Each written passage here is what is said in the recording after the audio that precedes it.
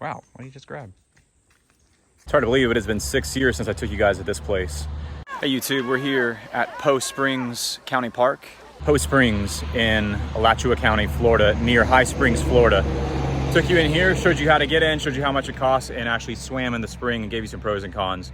Well, here we are in 2026, we're 6 years later, and this spring is closed. That's right, it is closed because it is no longer flowing.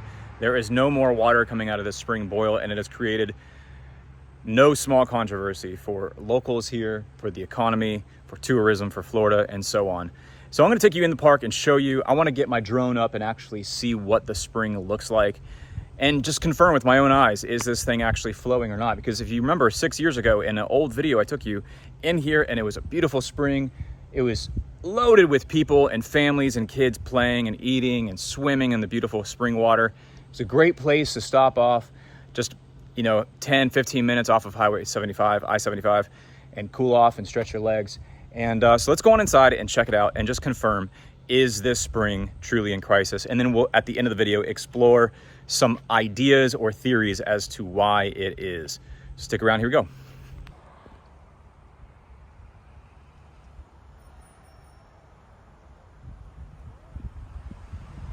But this is video footage I took back in 2020, and what really kind of piqued my interest about the spring was this video that I saw on social media where this guy was talking about the spring drying up, and he showed some video footage. I didn't fully recognize it, but then when I kind of pieced it together, it was the exact footage I took back 6 years prior, but after it had dried up. He was standing in the exact same spot I'm standing in this video here. So I try to piece these videos together to where you could see the difference, but go ahead and watch this now. Visual Poe Springs from the river.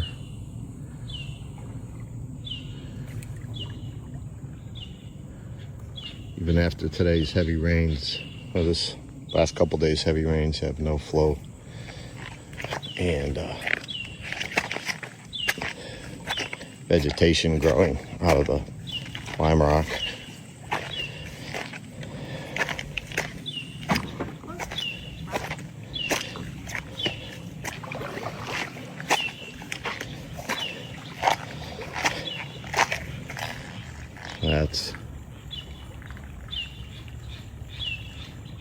That's the flow. So not 100% stop, but almost 99.9. Officials say the water at Poe Springs has effectively stopped flowing as severe drought conditions continue to ravage our area. The springs have already been closed to swimmers for months, and scientists say much more rain is needed. TV20's Autumn Dancy tells us just how deep our rain deficit is. Water management officials across the area are still monitoring the ongoing drought, and they've recommended that people conserve water to help restore Florida's aquifer. But many wonder, if it rains almost every day, how are we still in a drought? So as you can see, we drive into the park. It is like basically a ghost town. What was a place teeming with families and life, it's kind of just more or less abandoned. I actually didn't see a single person who worked there either, with a county employee, which is really interesting. We couldn't even pay to get in, so we just drove right on in. So the million-dollar question is, what happened? Long story short, there probably isn't one simple answer what caused the spring to dry up, but there's probably a few, maybe three, I would say, factors, probably all working together. You have like reduced rainfall, increased agricultural groundwater use, and then an increase in water bottling in the area. But let's talk about the rainfall first. Of course, Florida's springs ultimately depend on rain. Water falls on the ground and it filters through the porous limestone and sandy soils, and it replenishes the aquifer, and that's where the springs vent out of. So prolonged drought and reduced rainfall are ultimately going to have their symptoms show up in reduced flow of these springs. The second factor I'd say is agriculture. North Florida and this area of Florida is a tremendous amount of economy is dependent on agriculture, and many farms depend on groundwater for irrigation for those crops. So as that grows in productivity, so does the need for water. So that could have a long-term effect. But I would say third factor, and one of the definitely the most controversial ones, is commercial water bottling in the area. Because near Jenny Springs, just down the road from here,